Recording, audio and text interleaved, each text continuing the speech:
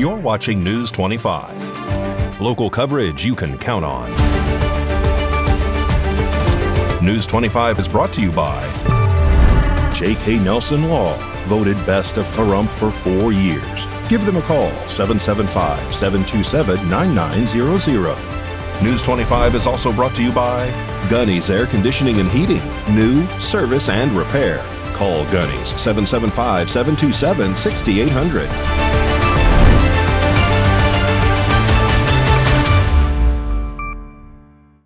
Hello and welcome to this edition of News 25. I'm Unette Gentry. Thanks for joining us on Ace Country Radio, and we're also streaming at KPVM.TV. We're also on your Roku devices. It is Thursday, January 29th. And our top story in our arrest report today, a suspect is taken into custody on gun charges and for reportedly stalking a woman he was in a prior relationship with. Police officers warn those in similar situations. Haley Grabby reports. Nye County deputies responded to a residence in Pahrump following reports of threats, harassment, and stalking. According to authorities, a woman reported that a man she had previously been in a relationship with had been repeatedly contacting her throughout the morning by phone calls, text messages, and voicemails after she told him he was not allowed at her residence while she was at work. She told deputies she feared the situation was escalating and was concerned he might become violent. The woman stated the man later went to her workplace, caused a disturbance, and then returned to the area of her residence where he allegedly continued honking his vehicle horn and yelling outside the property. Deputies say dispatchers also received calls from the suspect during the day in which he was described as agitated and confrontational. At one point, he allegedly made statements about confronting people at the residence. Later in the afternoon, a second individual at the property reported that the suspect confronted him and displayed a handgun while making a threatening statement. The witness told deputies he felt intimidated and left the area. No shots were fired and no injuries were reported. Investigators reviewed numerous phone calls, messages, and voicemails reportedly sent throughout the day. Multiple neighbors also reported hearing prolonged horn honking and yelling coming from a vehicle in front of the residence. Authorities say the woman ultimately chose to pursue charges after the alleged weapon display and continued threats. Based on the investigation, deputies determined there was a probable cause to arrest the man for aggravated stalking. Anyone experiencing harassment or threats is encouraged to contact local law enforcement. If you feel you are in immediate danger, call 911. Zachary Pryor was also later charged with owning or possessing a gun by a prohibited person after turning himself in. In more local news, Cody Whipple is running for Nevada's 4th congressional district and says he has a message for voters. Campaign season is well underway this midterm year, and News 25 will have all the coverage you need right through Election Day. During Wednesday's Nye County Republican Club meeting, News 25 had the opportunity to speak one-on-one with Cody Whipple, a Republican candidate running for Nevada's 4th congressional district. Here's what Whipple had to say. Hey, Cody Whipple here. I'm at the new Republican Club here in Nye County. What an amazing turnout this event has become. I'm a 4th-generation Nevada cattle rancher, coach, father, all Nevada, right? I'm the guy that's going to bring the representation from Nevada to Washington. Of course, Stephen Hordsford has been representing Washington for way too long in Nevada, so we got to flip that. Excited about our race, Congressional District 4. It's one of the top targets from the NRCC to help President Trump keep the House in 2026. We've got to win this election. We've got to keep this House. It's going to be the difference for the next few years for President Trump to continue with his agenda, continuing securing the borders, bringing down housing, and a lot of things that are going to affect North Las Vegas and Congressional District 4. Very excited to be here today. This turnout was amazing. When I'm elected in CD4, what we're planning to do is I'm that guy that can bring the rural areas together with the urban areas. And what I mean there is I understand how difficult it is to travel.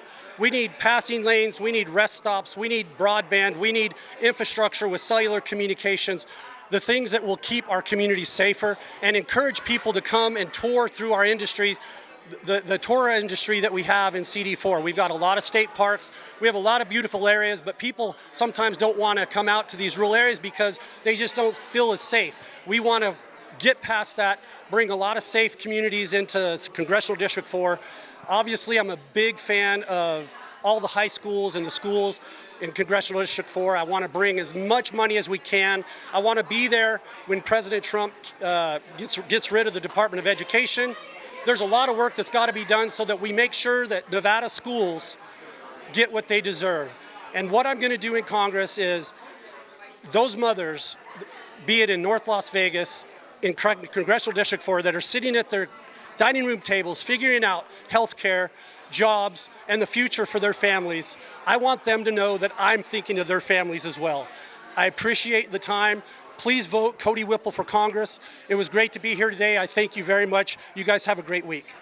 And Nevada Governor Joe Lombardo offers a glowing endorsement this week for Assemblyman and Nevada State Representative Gregory Hafen. News 25's Chris Palermo has more from the candidate and what this announcement means.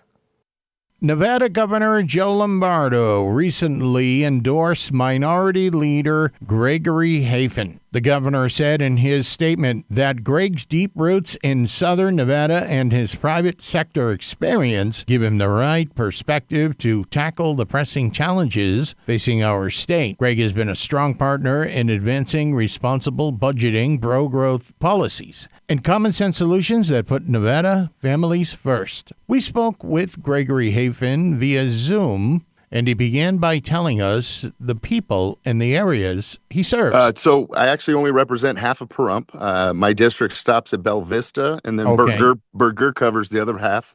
And then I go into Las Vegas, Indian Springs, West Summerlin, Providence, all the way over to the M Resort, and circle kind of around the outskirts, what used to be the old horse property in Las Vegas.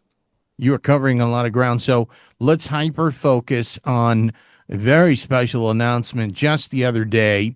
Governor Joe Lombardo has endorsed you. Tell us about that. You know, it's a huge honor to have his support. It's been amazing working with him. He's done so much to help move the state in the right direction, and really, you just look at what he's done in healthcare, education, and now, as I was mentioning to you earlier, with President Trump bringing the additional $180 million a year to rural Nevada for healthcare, is going to be amazing. And so I look forward to serving with Governor Lombardo again, and it's an absolute honor to have his support. So as I was looking through the announcement, he had mentioned in there that he really likes your private sector experience. How does that come into play with a lawmaker and an everyday individual? You know, I understand the difficulties that the private sector deals with when it comes to regulatory agencies. As you know, I run a small water and sewer company, so I get to see all the state agencies and the hurdles and headaches that go along with running a business. But then I also get to see, you know, the good parts of the state and how those agencies work, and really bring my expertise to the legislature to say, here's both sides, let's put them together, and let's make Nevada as efficient as humanly possible. News 25 will be right back.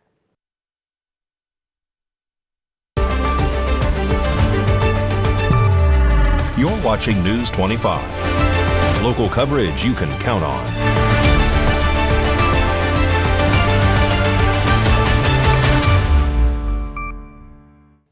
Welcome back to News 25.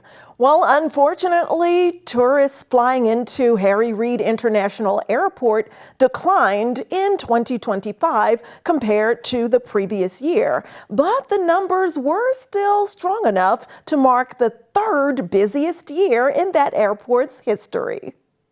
According to the Clark County Department of Aviation, nearly 55 million passengers passed through the airport last year. That's a 5.9% drop from 2024, when passenger traffic topped 58 million. The decline mirrors broader challenges for Las Vegas tourism. The Las Vegas Convention and Visitors Authority reports overall visitor volume in 2025 was down 7.5% from the previous year. Airport officials also point to the longest federal government shutdown in U.S. history as a contributing factor. During that time, the FAA briefly reduced the number of flights arriving in Las Vegas. International travel took an even bigger hit, falling 7.4% from 3.7 million passengers in 2024 to about 3.43 million in 2025. Among the 5 largest domestic airlines serving Las Vegas, only Southwest and United reported passenger increases. Delta, American, and Frontier all saw declines. Canadian carriers were hit especially hard. WestJet's passenger total dropped nearly 28%, while Air Canada saw a decrease of almost 22%. Overall, domestic travel totaled about 50.6 million passengers in 2025, down from nearly 53.8 million the year before. Looking ahead, airport officials say they're optimistic with plans to expand international service this year, including new seasonal non-stop flights to Paris on Air France, along with continued capital improvement projects at the airport. And did you know that every 2 seconds here in the U.S., someone requires a blood transfusion? And for more than 42,000 of blood products that are used daily, that makes a steady community participation critical, especially this year. In today's health report, we learned sadly that there is an ongoing blood donation shortage. In December, snow, ice, and frigid temperatures caused thousands of blood donation appointments nationwide to go unfilled. And even though we don't experience those harsh winter conditions here, we're still affected by blood donation shortfalls. When combined with busy holiday schedules and seasonal illness, these disruptions have made it increasingly difficult to maintain a reliable flow of blood products to hospitals. The Red Cross works continuously over the year to be able to develop a ample blood inventory to support the needs of patients in hospitals across the country. However, due to factors like high levels of flu activity and severe winter weather, the hospital need has really outpaced our ability to keep up with blood collections for patients, and our available blood supply has decreased by just over a third, which is quite significant. Currently, hospitals across the country, including those in Las Vegas, are being forced to triage critical blood products. Patients who rely on transfusions, including trauma victims, mothers in childbirth, and those battling cancer or sickle cell disease, face serious risks. So the best way to help during these periods of shortages is to try to make a donation appointment as soon as you're able to. You can do that easily on redcrossblood.org, putting in your zip code and finding a drive that's most convenient to you. And by scheduling an appointment, that allows you to prepare for your blood donation. The Red Cross notes that donors with blood types O, A negative, and B negative are especially encouraged to give at this time, though all blood types are needed to help support hospital demands. We're saying a special congratulations to 2 former UNLV track stars who are now headed to the U.S. Olympic bobsled team, and they're on that roster for this 2026 Winter Games.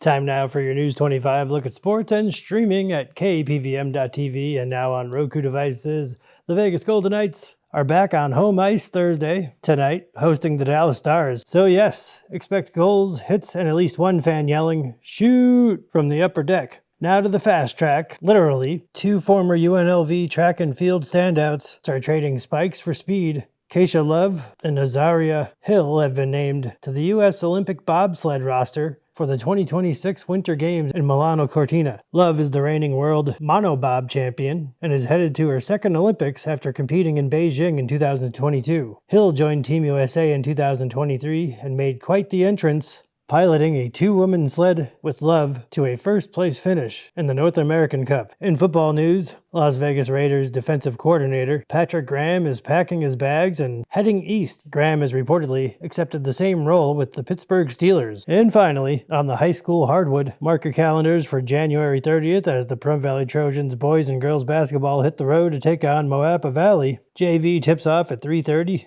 B team follows at 5, and varsity closes the night at 6:30 p.m. And that's your look at sports on News 25. Love Mikey Ruhan as much as we do? Well, there's more from him in our Classic Country segment update after this break.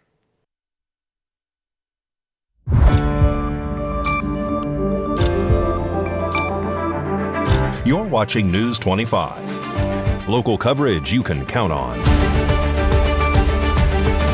News 25 is brought to you by Mountain West Lawyer, Injury Attorneys, 727-9500. Welcome back to News 25. Well, a true voice of classic country stops by KPVM as Lacey J. Dalton pays a special visit here. And she and longtime bandmate Dale Pony share an intimate acoustic set just ahead of a full Sunday morning broadcast.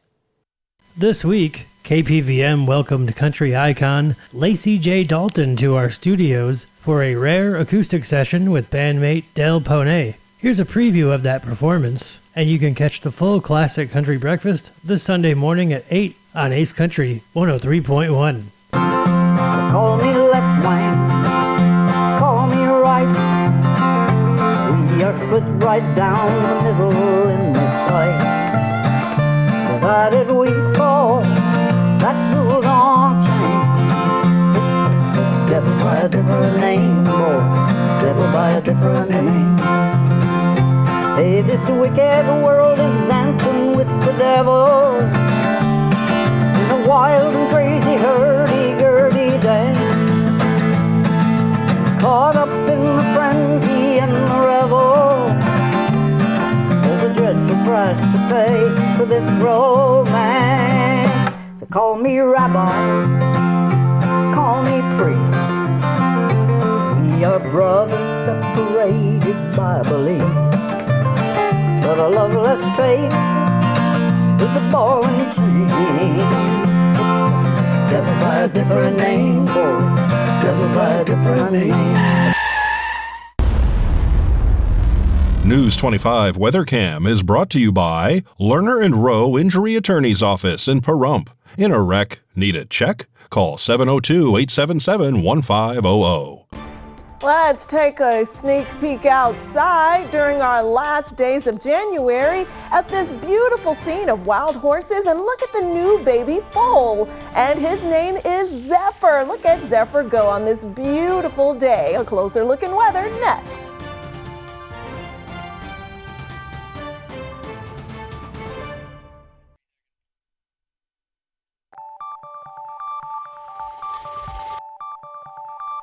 Weather is sponsored by the Nevada Dairy Farmers and the Dairy Council of Nevada, sharing the love of all things dairy. Celebrate the best moments with milk. Milk the moment.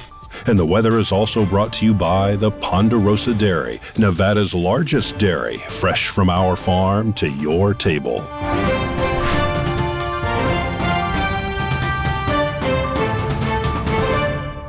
Time to take a look now at our current and future weather conditions in Pahrump, Las Vegas, and throughout Nevada. Death Valley's high today, 75. Then they drop down from that balmy degree to the upper 40s overnight.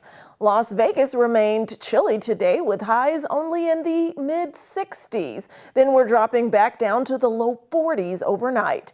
Amargosa nearly reaches 70 today, just 2 degrees shy, but then drops down to 39 overnight. Beatty tops out at 65. Goldfield's high only 52 degrees today, then dropping down to the mid-20s overnight. Tonopah tops out at 49, then drops to 25. Carson City's high today only 55 degrees, then they drop down to a chilly 27 overnight. The near weather twins of Fallon and Fernley top out in the mid-50s, then drop down to the mid to low 20s overnight. Currently in Pahrump, it is 59 degrees. We reached a high today of 67 with winds out of the east-southeast at 4 miles per hour. Humidity was moderate at 20%. Sunrise was at 6:46 a.m.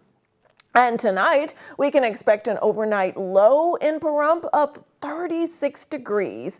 It will be chilly with winds out of the northeast at 4 miles per hour. Humidity more than doubles to 44%. Sunset was at 5:07 p.m.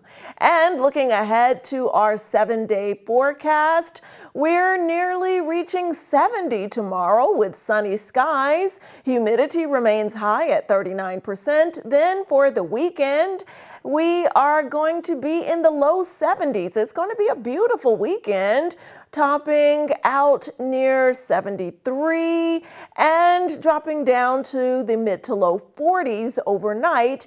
The beginning of our work week, partly cloudy skies roll back in. The temperatures continue to remain steady though, with highs in the low 70s and lows in the low 40s. It remains that way and through the middle of our work week next week. So enjoy this late January, early February weather. That does it for this edition of News 25. I'm Unette Gentry, and from all of us here at KPVM and A's Country Radio, thanks so much for tuning in, and we'll see you on the air next newscast. Good night.